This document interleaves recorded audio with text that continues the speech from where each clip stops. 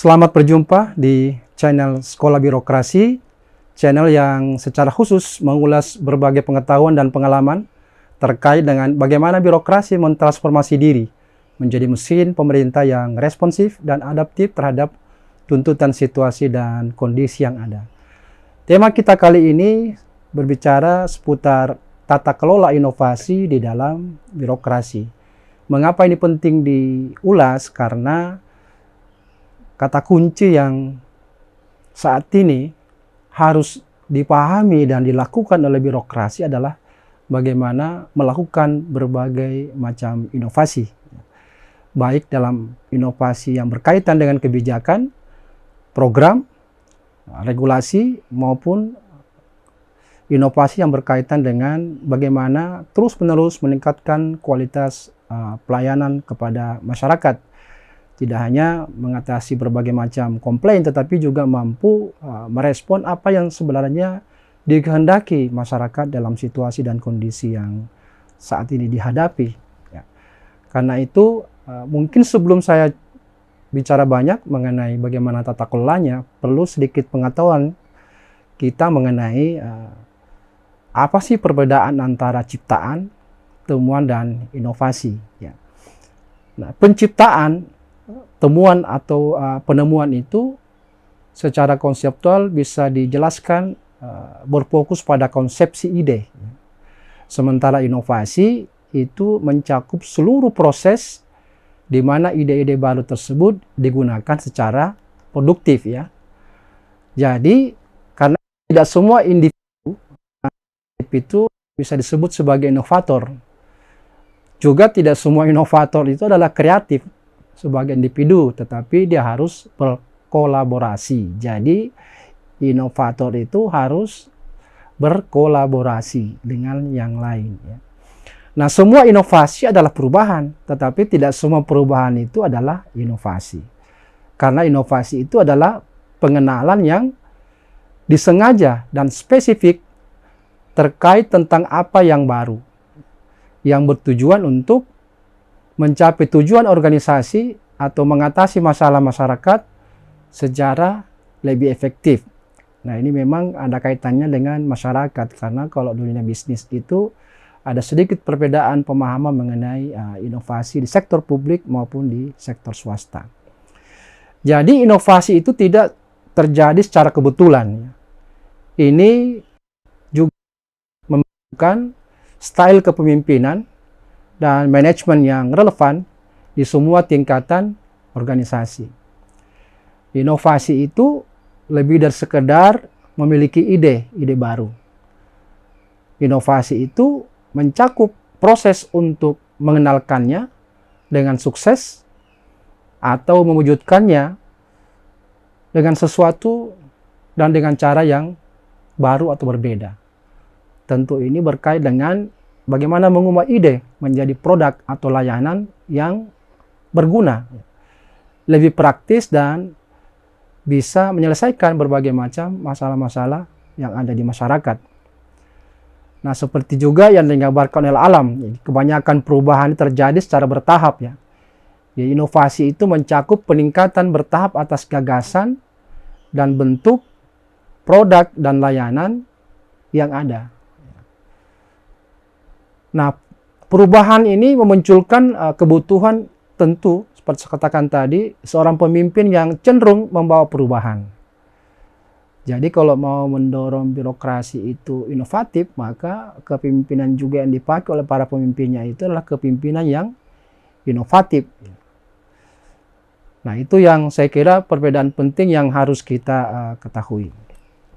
Nah, kenapa penting tata kelola inovasi itu? Karena sebenarnya memberikan kerangka acuan, ya, atau aturan main untuk semua kegiatan yang terkait dengan inovasi. Karena itu tata kelola inovasi itu berperan sebagai cara menetapkan semua aspek legitimasi dengan mendefinisikan dan membatasi peran berbagai pemain di dalam inovasi, terutama berkait dengan siapa yang benar-benar bertanggung jawab dan memiliki seluruh proses inovasi itu. Ini persoalan who-nya, siapanya. Nah, siapa yang bertanggung jawab atau bagian mana dalam struktur organisasi itu dari proses ini yang diserahi tugas dan bertanggung jawab. Dan yang ketiga adalah berkait dengan apa yang melegitimasi alokasi tanggung jawab itu diberikan pada orang maupun unit tertentu. Itu yang pertama. Yang kedua, berperan sebagai apa? Ya, ini menetapkan tujuan menyeluruh agar efektivitas dan efisiensi di dalam pemanfaatan sumber daya dan upaya mencapai hasil yang sudah ditentukan itu dapat dicapai dengan cara menentukan siapa yang memutuskan alokasi sumber daya itu. Tentu bicara mengenai jenjang jabatan, di level mana yang menentukan alokasi sumber daya yang digunakan di dalam melakukan inovasi. Yang ketiga adalah mengusulkan metode untuk menangani jika dalam proses inovasi itu terjadi konflik. Nah, seperti apa resolusi konfliknya itu sehingga tidak berkepanjangan. Misalnya lintas fungsi ataukah antar unit organisasi dan fungsi. Dan menentukan bagaimana kompleksitas dan ambiguitas yang terjadi di dalam pengelolaan inovasi. Dan peran yang keempat adalah siapa yang berjanji untuk menjamin ya bahwa inovasi-inovasi itu akan termanfaatkan ya, khususnya kepada para pemangku kepentingan, apakah itu kepada masyarakat, kepada pegawai, atau pemangku kepentingan lainnya. Nah, jadi kalau kita bicara mengenai tata kelola inovasi, paling tidak 4 faktor yang harus kita perhatikan. Dan yang paling mendasar itu berkaitan dengan bagaimana birokrasi mengembangkan kapabilitas ya, daripada ASN-nya. Karena itu berkait dengan bagaimana ASN ini ditingkatkan kreativitasnya atau skill-nya ya. Yang kedua adalah mindset ya. Mindset yang tidak lagi bekerja business as usual ya, tetapi harus memiliki nilai-nilai baru yang berlomba untuk berinovasi. Dan tentu ujung daripada mindset dan perilaku itu, nilai itu adalah berupa perilaku-perilaku yang adaptif dengan inovasi. Itu yang faktor yang sangat mendasar. Nah, dari sini baru kita mulai kemudian bagaimana membangun sebuah visi dan strategi yang memang birokrasi itu bottom line-nya adalah strategi. Disertai dengan visi inovatif yang jelas dan mampu dicerna oleh ASN yang ada di dalamnya. Karena itu perlu ditindaklanjuti dengan bagaimana mendesain ya proses kerja yang memang mengedepankan inovasi. Bagaimana menyusun misi organisasi yang inovatif dan mendiseminasi sampai ke level bawah bahwa inovasi itu sebuah kebutuhan dalam rangka untuk mengoptimalkan fungsi daripada birokrasi. Yang ketiga saya kira setelah kita membangun visi dan strategi yang tepat adalah bagaimana menemukan peluang-peluang ya, inovasi-inovasi yang kemungkinan kita bisa hadirkan. Karena itu caranya dengan semua pihak harus bisa mengidentifikasi kebutuhan-kebutuhan apa yang tidak terartikulasi di masyarakat. Itu yang saya sering sebut dengan birokrasi yang responsif. Jadi bukan sekedar merespon tuntutan, tapi jauh sebelum masyarakat itu menghendaki sebuah layanan, pemerintah sudah lebih dulu mengetahui apa kira-kira kebutuhan yang dibutuhkan dalam masyarakat kini dan ke depan. Saya kadang mencontohkan itu bagaimana teknologi handphone ya, di mana hampir dalam setahun itu 2-3 kali melakukan upaya-upaya perubahan dari fitur-fitur yang ditawarkan oleh handphone, karena betul-betul menawarkan solusi yang lebih baik daripada sebelumnya. Nah, karena itu kebutuhan yang tidak terartikulasi ini harus bisa diterjemahkan ke dalam produk maupun layanan dari birokrasi. Karena itu menghendaki juga kemudian penciptaan upaya-upaya baru, cara-cara baru untuk bisa menerjemahkan kebutuhan yang tidak terartikulasi itu.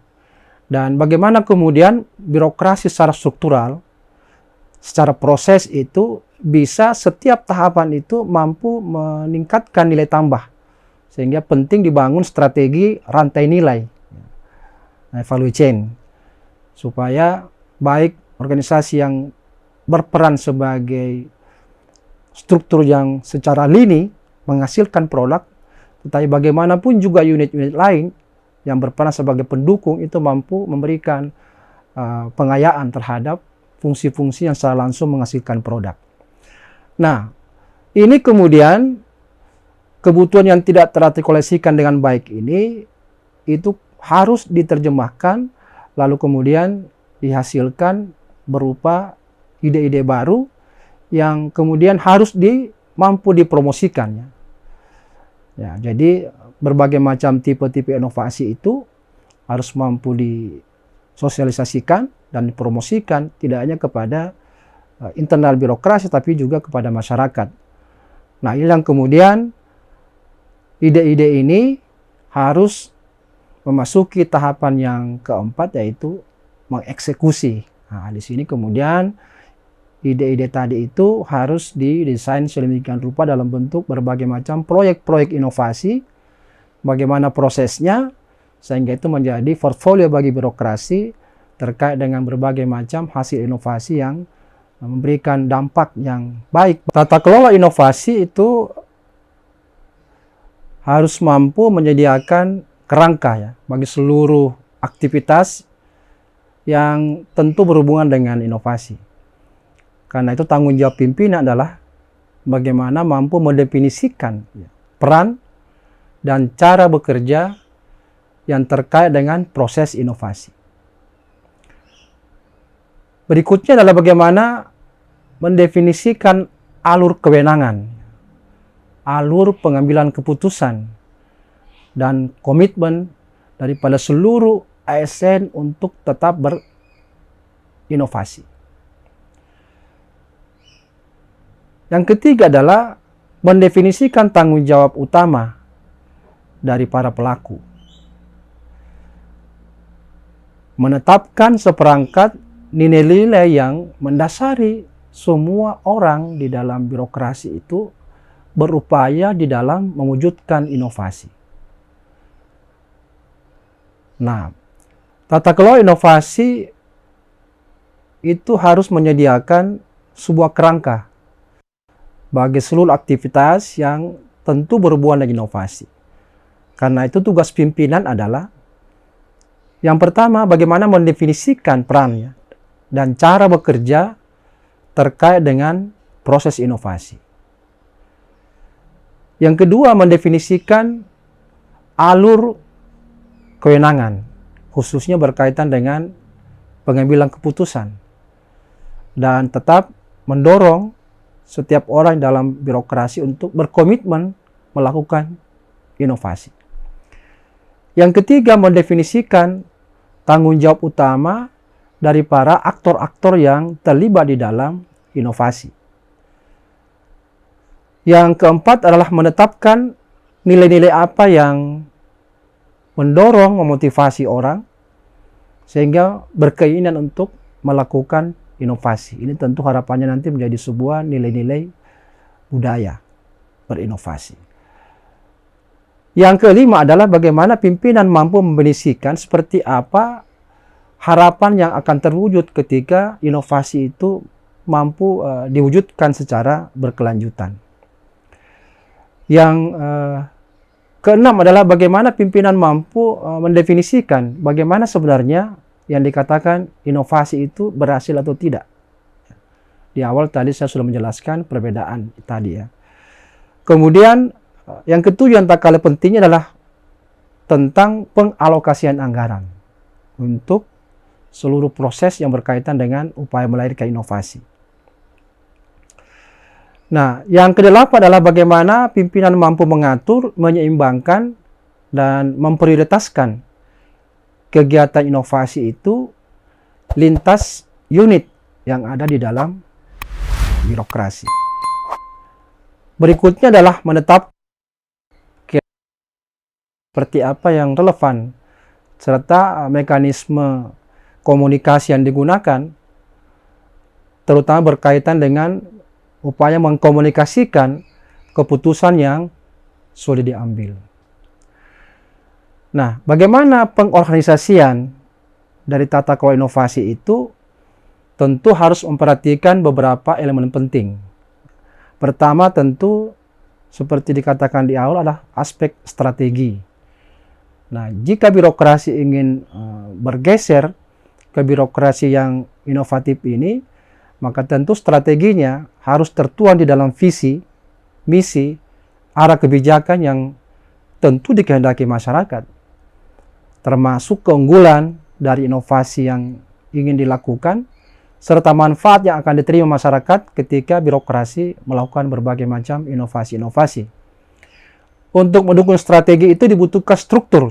Tentu di sini berkaitan dengan pembagian kewenangan, mekanisme kerja dan koordinasi, serta peran unit-unit yang ada di dalam birokrasi. Setelah struktur, kita bicara mengenai proses. Nah, ini bicara bagaimana peran-peran baik unit antar unit, individu maupun antar individu, menyusun secara baik proses pengintegrasiannya. Bagaimana informasi dan ide itu serta pengetahuan bisa mengalir dengan baik antar individu maupun antar tim dan bahkan antar unit organisasi. Nah, tak kalah pentingnya dalam mendorong motivasi para inovator dalam birokrasi adalah aspek penghargaan. Nah, jadi penghargaan ini harus mencerminkan keadilan ya, motivasi bagi para pelaku dalam inovasi itu yang melalui kompensasi. Dan yang terpenting juga adalah aspek orang ya, stafnya di sini. Bagaimana pimpinan mampu melakukan proses seleksi, kira-kira siapa-siapa yang berperan di dalam mendukung kerja-kerja tim di dalam menghasilkan inovasi. Bagaimana disusun mekanisme umpan balik terkait dengan kinerja dan pencapaiannya. Bagaimana proses pembelajaran yang tentu harus berkelanjutan dalam rangka untuk terus menghasilkan berbagai macam inovasi-inovasi yang dibutuhkan oleh masyarakat. Jadi membangun visi, misi ya, dan strategi inovasi itu, maka birokrasi harus mampu merefleksikan dan secara eksplisit menjawab 3 pertanyaan penting. Yang pertama itu adalah mengapa birokrasi harus berinovasi? Tentu ini harus dijawab ya, melalui upaya memberikan pemahaman baik buruknya ketika tidak melakukan inovasi. Karena inovasi yang bersumber dari keinginan pimpinan semata itu akan mengalami kegagalan ketika maksud dan tujuan daripada inovasi itu tidak bisa dipahami dengan baik sampai ke level individu yang terlibat dalam inovasi. Sehingga harus mampu dijelaskan dampak buruk dan manfaat yang diterima ketika inovasi itu dilakukan. Nah, karena itu harus mampu dijelaskan manfaat apa yang bisa kita harapkan dari inovasi. Dan kira-kira apa dampak hukuman yang mungkin didapatkan jika gagal berinovasi bagi birokrasi yang diserahi tugas tersebut. Nah, pertanyaan penting, di mana harus berinovasi? Nah, ini tentu bicara unit ya, unit-unit organisasi. Apakah itu di unit yang berperan atau birokrasi yang berperan sebagai birokrasi utama dalam menyelesaikan program-program prioritas pembangunan daerah, atau juga harus inovasi di organisasi yang sifatnya mendukung ya, perangkat-perangkat daerah yang berperan menjadi perangkat daerah utama untuk mensukseskan berbagai program prioritas pembangunan. Lalu pertanyaan penting, kira-kira di bidang apa ya fokus inovasi itu dilakukan? sehingga mampu memperkuat strategi yang sudah disusun lebih awal. Nah, tentu kalau sudah menentukan fokusnya, kira-kira berapa banyak yang diperlukan, ya. Dan tentu timingnya, gitu kan? Apakah tidak hanya dari sisi jumlah, tapi waktu untuk menghasilkan inovasi itu apakah penting untuk juga ditentukan. Dan yang terakhir saya kira ini terkait dengan manajemen risiko, ya. Risiko apa yang kira-kira ditanggung ketika melakukan inovasi, dan seberapa banyak sumber daya yang siap digunakan dan komitmen untuk dipenuhi, gitu ya, sehingga inovasi itu bisa berlangsung. Nah, tata kelola inovasi ini memerlukan kemampuan yang harus dibangun, yakni kemampuan menemukan peluang untuk inovasi seperti saya sebutkan di atas, menemukan hal-hal yang tidak terakumulasi, terartikulasi sebelumnya, sehingga mampu melahirkan inovasi. Yakni kemampuan untuk menemukan masa depan. Ini disebut dengan learning from the future, gitu. Ini sebenarnya titik lemah daripada birokrasi, karena tidak mampu menemukan apa yang seharusnya dilahirkan oleh inovasi, oleh birokrasi. Ini berbicara memang persoalan kemampuan pembelajaran. Jadi kemampuan untuk melacak mengenai di mana saja dan dari berbagai kebijakan atau program yang sinyalnya mungkin sudah out of date, gitu ya, sehingga perlu untuk diperbarui. Dan bagaimana kemudian birokrasi dan ASN-nya itu menemukan tren-tren atau kecenderungan di masyarakat yang memerlukan upaya-upaya perbaikan dari birokrasi. Tentu harus mampu melihat bagaimana perilaku masyarakat berkaitan dengan kebutuhan nyata kepada pemerintah, preferensi masyarakat yang mereka miliki, dan kira-kira sejauh mana teknologi mampu mendukung upaya-upaya kita untuk merespon keinginan masyarakat itu. Jadi karena itu, selain harus mampu menemukan masa depan, birokrasi juga harus mampu meninggalkan masa lalu atau escape from the past. Nah, ini biasanya birokrasi itu cenderung mengagungkan masa lalu, padahal situasi dan kondisi sudah sangat berubah dibandingkan dengan masa lalu. Sehingga harus betul-betul meninggalkan cara-cara business as usual. Karena itu birokrasi harus mampu membangun kejelian, dalam arti bagaimana proses yang kompleks itu mampu dikumpulkan, seperti apa situasi masyarakat yang sebenarnya ingin kita artikulasikan di dalam berbagai macam inovasi yang tentu disertai dengan keberadaan teknologi yang mampu mendukung. Karena itu dibutuhkan pegawai yang memiliki sikap terbuka dan rasa ingin tahu terhadap apa yang menjadi kebutuhan masyarakat.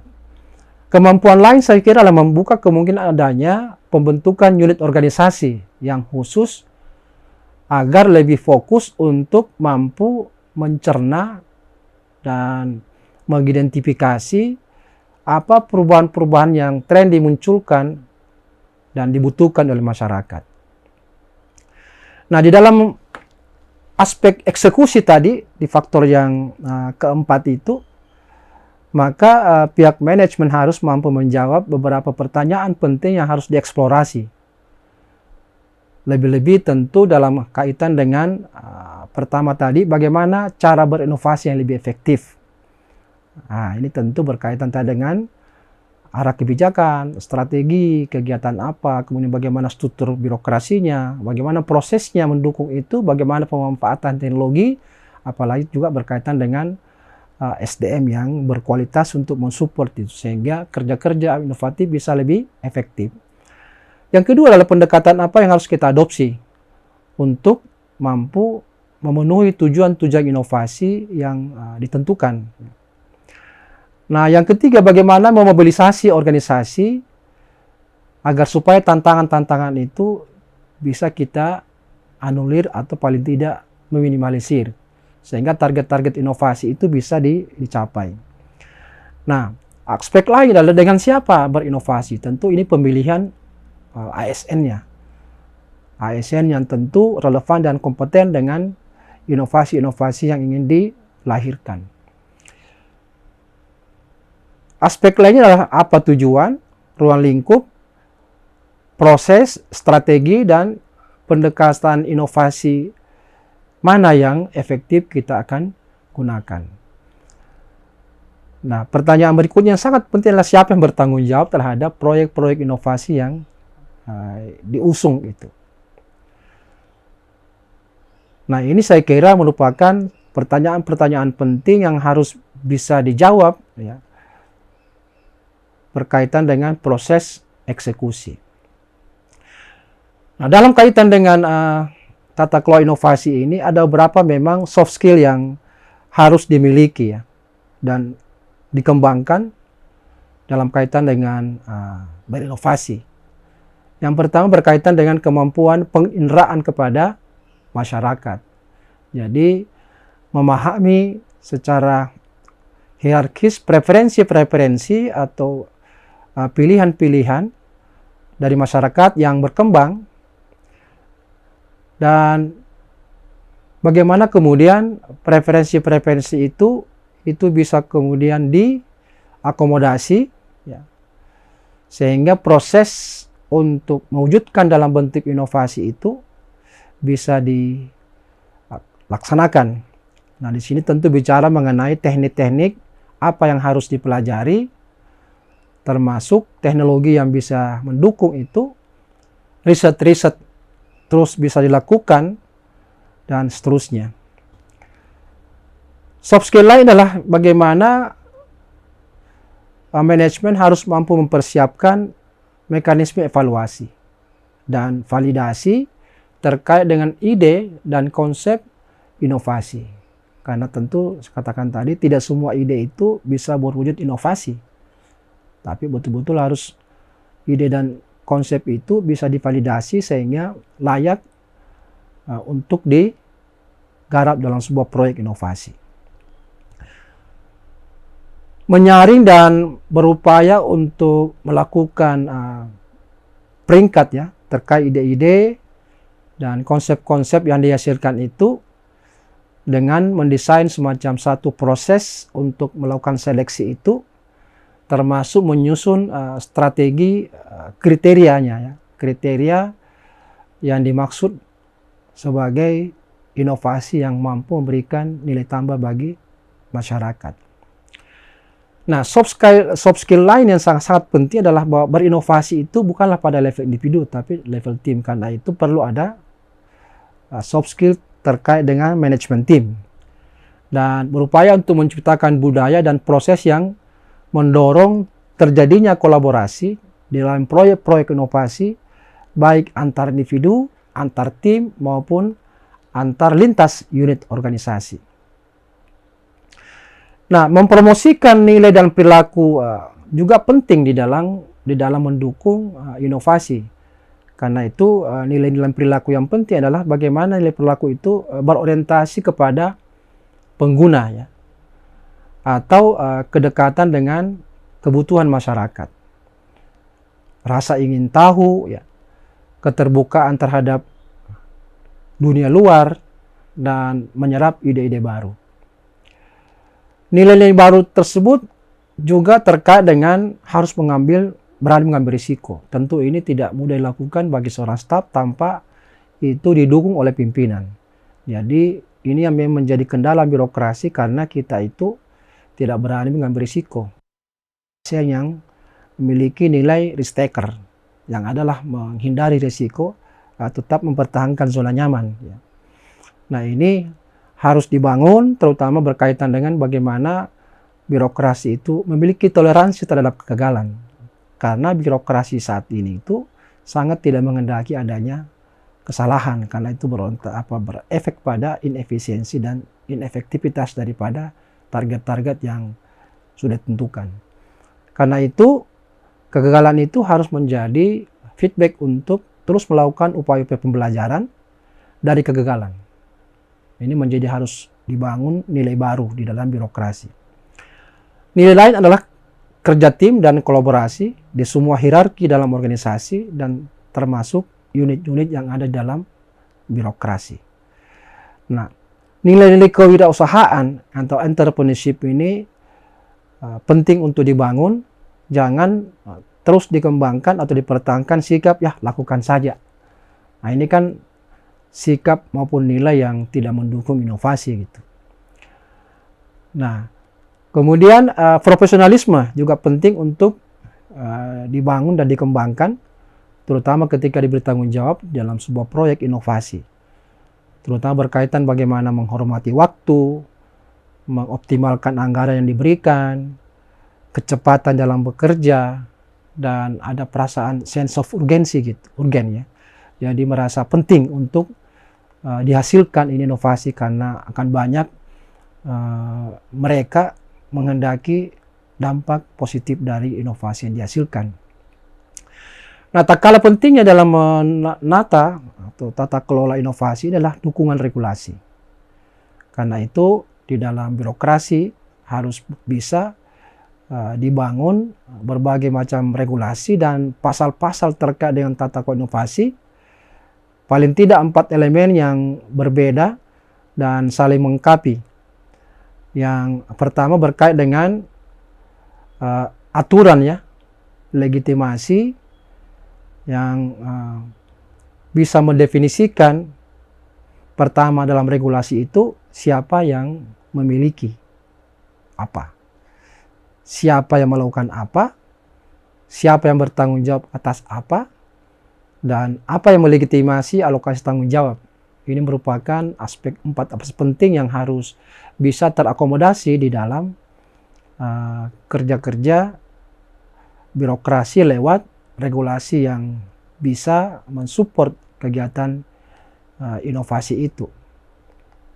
Nah inilah beberapa aspek penting yang penting untuk kita tahu manakala kita ingin menjadikan dan bersepakat bahwa situasi kondisi ini yang terjadi kini dan ke depan bahkan sulit diprediksi, maka kata kunci yang penting bagi birokrasi adalah melakukan inovasi. Nah, bagaimana tata kelola inovasi di dalam birokrasi itu? Inilah yang kita bahas kesempatan ini. Mudah-mudahan memberi manfaat. Dan ingatkan lagi bagi teman-teman yang menyukai konten ini, jangan lupa subscribe, like, share, and comment. Dan sampai jumpa dengan tema lain. Salam reformasi birokrasi.